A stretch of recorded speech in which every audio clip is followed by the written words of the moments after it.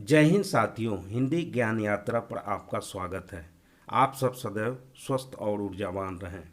आपके समक्ष बीएड संयुक्त प्रवेश परीक्षा हेतु अभ्यास श्रृंखला प्रस्तुत है। तो चलिए शुरू किया जाए। पहला प्रश्न है, उतरी नहाए जमुन जल जो शरीर समश्याम में कौन सा अलंकार है? प्रतीप, रूपक, यमक, उत्प्रेक्षा।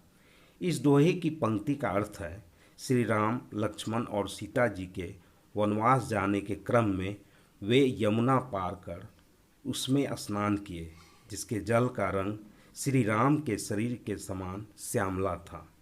जब उपमान की उपेक्षा करते हुए उसे उपमेय के समान बताया जाए, अर्थात उपमान के स्थान पर उपमेय की उपमा दी जाए, वहाँ प्रतीप अलंकार होता है। इसका अर्थ उल्टा होता है।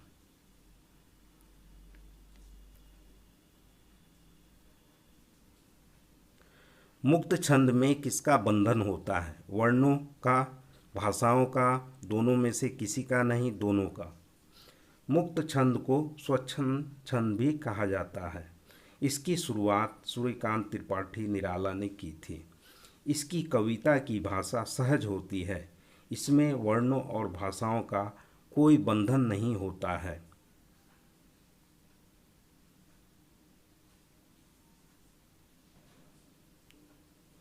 वह कौन सा समास है जिसका पहला पद संख्यावाची है? बहुब्रीहि, अव्ययीभाव, तत्पुरुष, द्विगु। जिस सामासिक पद का पहला पद संख्यावाची हो, द्विगु समास कहलाता है।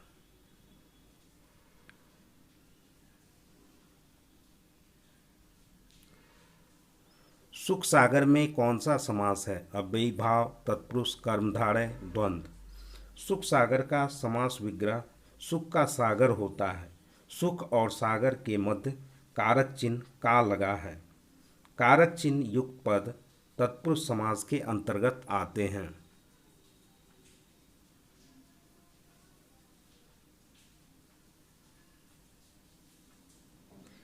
निम्नलिखित विकल्पों में से परिंदा का पर्यायवाची शब्द चयन करें।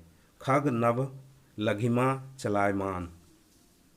दिए गए विकल्पों में परिंदा का पर्यायवाची शब्द खग होता है।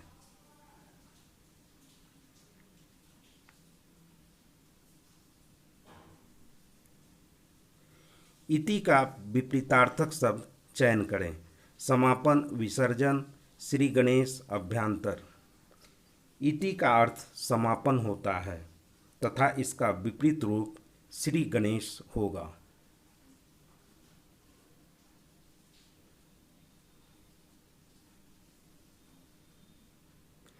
व्यक्तिवाचक संज्ञा से बना भाववाचक संज्ञा कौन है? नारीत्व, बुढ़ापा, आलिंगन, शिवत्व।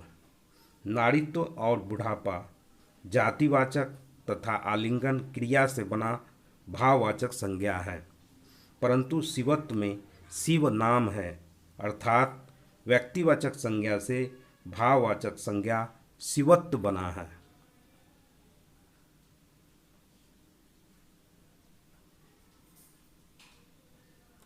करुण रस का अस्थायी भाव क्या है? रति, शोक, निर्वेद, क्रोध। किसी अपने का सदा के लिए खो जाने पर हृदय में प्रचंड दुख या शोक का भाव प्रकट होता है, तब करुण रस का उद्भव होता है। करुण रस का अस्थायी भाव शोक होता है।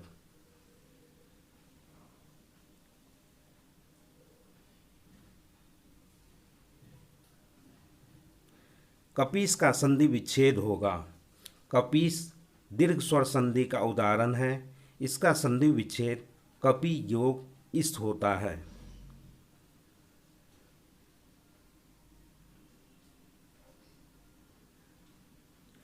रसों की संख्या कितनी है? 5, 15, 11, 7। मुख्यतः रसों की संख्या 9 होती है, क्योंकि भक्ति रस और वात्सल्य रस श्रृंगार रस के अंतर्गत आते हैं। इन दोनों को पृथक करने पर रसों की संख्या 11 हो जाती है।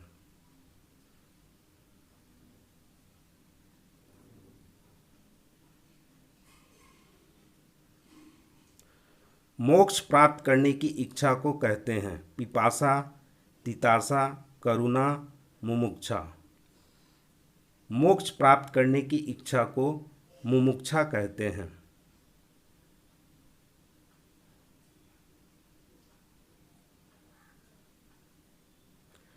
नाच न जाने आंगन टेढ़ मुहावरा का अर्थ होता है अपरिपक्व, अपनी गलती दूसरे पर थोपना, नाचने की जानकारी नहीं होना, विपरीत ढंग से नाचना। इस मुहावरे का अर्थ अपनी गलती दूसरे पर थोपना होता है।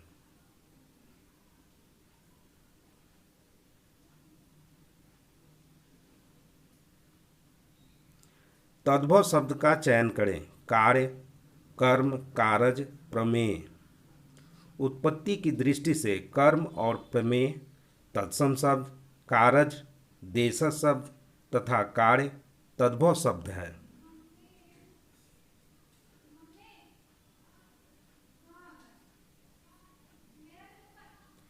हिंदी व्याकरण में व्यंजन की संख्या कितनी है? 42, 40, 33, 27। हिंदी व्याकरण में स्वर की संख्या 11 तथा व्यंजन की संख्या 33 होती है।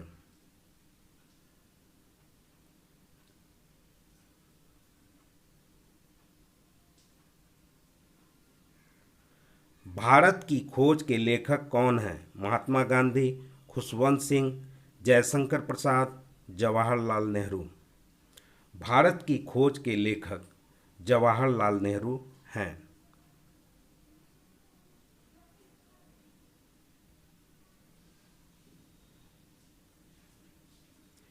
निकसे मनु जुगसे विमल विधु जलद पटल बिलगाई में कौन सा अलंकार है?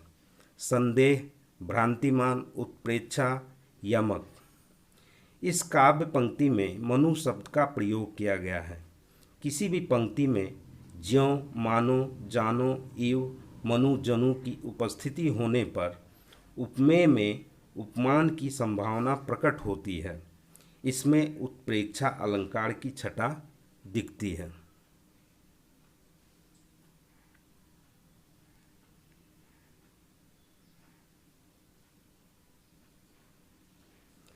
सवैया के प्रत्येक चरण में कितनी मात्राएं होती है? सवैया एक सममात्रिक छंद है। इसके चारों चरण में तुक मिलता है तथा प्रत्येक चरण में 22 से 26 मात्राएं होती है।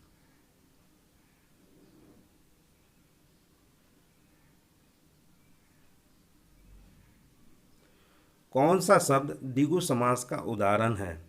भूदान, सप्ताह, यथाशक्ति, पुरुषोत्तम। सप्ताह का समास विग्रह 7 दिनों का समूह होता है। संख्यावाची पद की उपलब्धता के कारण यह द्विगु समास के पद होने का संकेत करता है।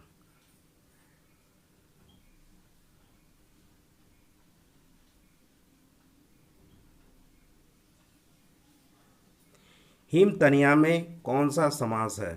तत्पुरुष, द्विगु, द्वंद्व, बहुब्री। हिमतनिया का समास विग्रह हिमालय की पुत्री होता है। यह सामासिक पद अपना सामान्य अर्थ छोड़कर किसी विशेष अर्थ को दर्शाता है, अर्थात यह पार्वती की ओर संकेत करता है जो हिमालय की पुत्री है। इसमें बहुब्री समास है।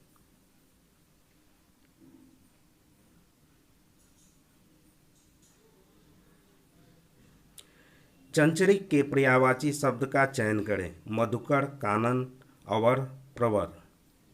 चंचरिक का अर्थ भौरा होता है। इसका पर्यायवाची शब्द मधुकर होगा।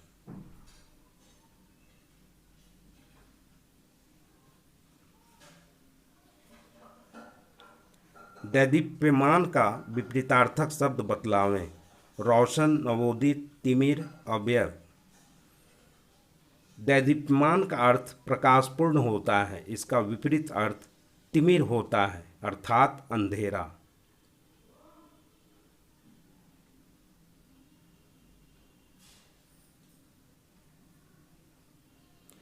क्रिया से बना संज्ञा कौन सा है? तितास, खेल, लंबाई, कंजूस। खेलना शब्द क्रिया है जिससे संज्ञा शब्द खेल का निर्माण हुआ है।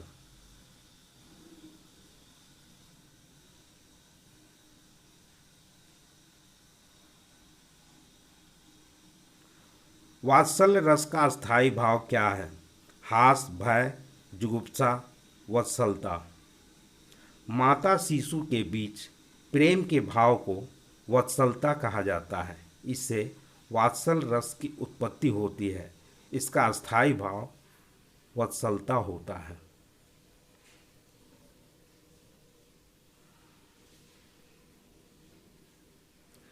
महेश का संधि विच्छेद होगा। महेश गुण स्वर संधि का उदाहरण है। इसका संधि विच्छेद महायोग इस होता है।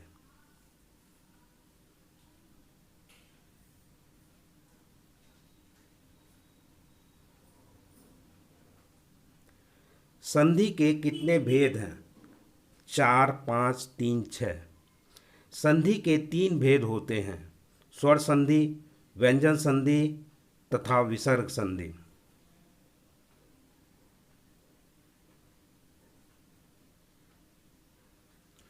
वह जो चुराने की प्रबल इच्छा रखता है उसे क्या कहा जाता है? कामचोर, चौड़ियों मार्दित, चोहरमल, परिहार। चुराने की प्रबल इच्छा रखने वाले को चौड़ियों मार्दित कहा जाता है।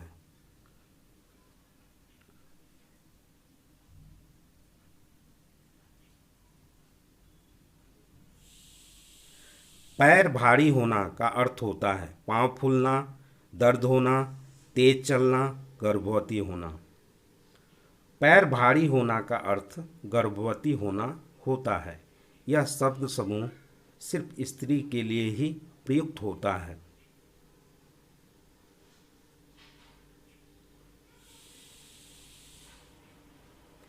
निम्न में से तत्सम शब्द का चयन करें: अग्नि, सवेरा, कुत्ता, बंदूक। सवेरा देशज शब्द, कुत्ता तद्भव शब्द, बंदूक अरबी शब्द तथा अग्नि तत्सम शब्द है।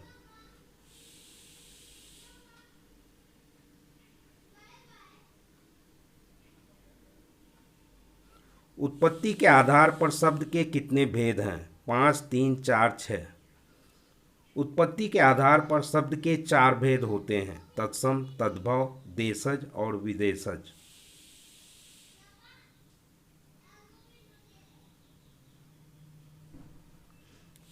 विनय पत्रिका के लेखक कौन हैं? सूरदास, तुलसीदास, रविदास, केशवदास। विनय पत्रिका के लेखक तुलसीदास हैं। आशा यह वीडियो आपके लिए उपयोगी सिद्ध होगा, तो कृपया कमेंट, लाइक, शेयर और सब्सक्राइब कर बेल आइकन को दबा दें ताकि नई वीडियो की नोटिफिकेशन समय से आपको मिल सके। धन्यवाद।